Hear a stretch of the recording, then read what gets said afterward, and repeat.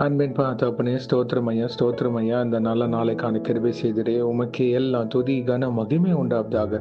கர்த்தாதி கர்த்தாவே, உமக்கே எல்லாம் துதி கன மகிமை உண்டாவதாக. ராஜாதி ராஜாவே, ஏசு ராஜாவே, உமக்கே எல்லாம் துதி கன மகிமை உண்டாவதாக.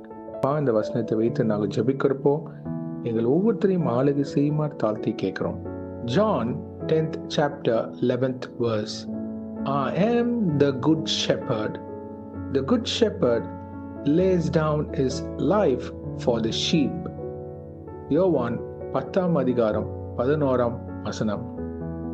நானே நல்ல மேய்ப்பன். நல்ல மேய்ப்பன் ஆடுகளுக்காக தன் ஜீவனை கொடுக்கிறான். ஆமென். Thank you Jesus. இந்த வசனத்தை கொடுத்ததுக்காக நன்றி தகப்பனே. நீரே நல்ல மேய்ப்பனாக இருந்து எங்க வாழ்க்கையின் எல்லைகளை நாங்கள் என்ன பண்ணணும் அப்படின்னு தெரியாத சூழ்நிலையில கர்த்தாவே, நீங்க எங்களை வழி நடத்தி ஆளுகை செய்து இந்த நாளுக்கான கிருபை செய்ததுக்காக ஸ்தோத்திரம். Thank you Jesus. எங்களோட பாவங்கள், சாபங்கள் கர்த்தாவே, எங்களோட மீறுதலுக்காக நீங்க காயப்பட்டீர், எங்களுடைய அக்கிரமங்களுக்காக நீங்க நொறுக்கப்பட்டீரப்பா. அதற்காக நன்றி பிதாவே. இந்த கல்வாரி சிலுவை கர்த்தாவே, எல்லாம் நீங்க இந்த சிலுவையில பாவம், சாபம், எங்க குறைகள் எல்லாத்தையும் நீக்கினீரே. நன்றி தகப்பனே. தகுதி இல்லாத பாத்திரவன்களாக எங்களை உம்முடைய ரட்சிப்பினால் எங்களை சேர்த்து கொண்டீரே. நன்றி தகப்பனே. இதை கேட்டுக்கொண்டிருக்கிற யாராக இருந்தாலும், நான் கர்த்தரோட பிள்ளையாக நான் மாறணும், என்ன பண்ணணும்? உங்க பாவங்களை கர்த்தரிடம் இப்பொழுது அறிக்கையிடுங்க. அது எப்படிப்பட்ட தப்பா இருந்தாலும் அவர் மன்னிக்க வல்லவரா இருக்கிறார். He loves you. இயேசு உங்களை நேசிக்கிறார். அவர் உங்களுக்காக தான் இந்த உலகத்துல வந்து தன் ஜீவனை சிலுவையில கொடுத்தார். உங்களோட ஒவ்வொரு அக்கிரமத்துக்காக அவர் நொறுக்கப்பட்டார். நீங்க இயேசுவை நோக்கி பாருங்க. அவர் உங்களை விடுதலையாக்க வல்லவரா இருக்கிறார். உங்களை வழிநடத்த வல்லவரா இருக்கிறார். உங்களோட தொழில் காரியங்களா இருக்கலாம், குடும்ப பிரச்சனைகள், வேலை, எதுவாக இருந்தாலும் அடுத்தது நான் என்ன பண்ணணும்னு தெரியல, இயேசு உங்களை வழி நடத்துவார். அவரை சார்ந்து இருங்க.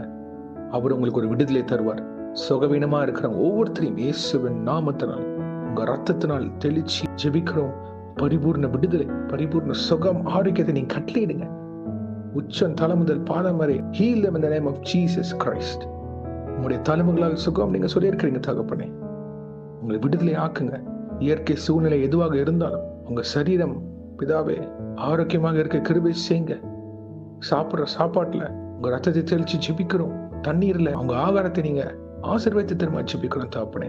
அநேக பேர் டேப்லெட்ஸ் எடுத்துட்டு இருக்காங்க.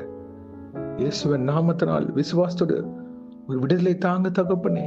எதிர்பார்த்து கொண்டு இருக்கிறாங்க.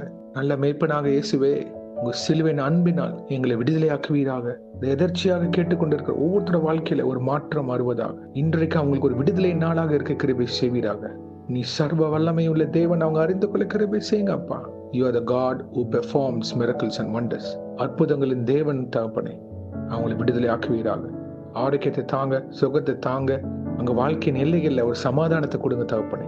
என்ன பண்ணணும், ஏது பண்ணக்கூடாதுன்னு அவங்களுக்கு ஒண்ணுமே புரியாத நேரத்துல நீங்க நல்ல ஆலோசனை கர்த்தாவாக இருந்து வழிநடத்தி திரும்ப ஜெபிக்கிறோம். ஞானத்தை தாங்கப்பா அவங்களுக்கு. உங்களுடைய தெய்வீக ஞானத்தினால் அவங்களை வழிநடத்தி திரும்ப ஜெபிக்கிறோம். இந்த உலக வாழ்க்கையில உமக்காக உண்மை பிரதிபலிக்கிற பாத்திரவான்களாக, உங்க சத்தத்தை கேட்டு பின்தொடர்கிற ஆடுகளாக எங்களை உருவாக்கித்தாங்க.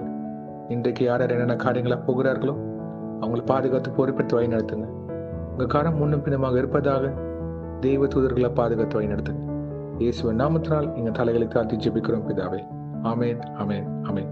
God bless you my brothers and sisters. கர்த்தர் உங்களை ஆசீர்வதிப்பாராக. ஆமென்.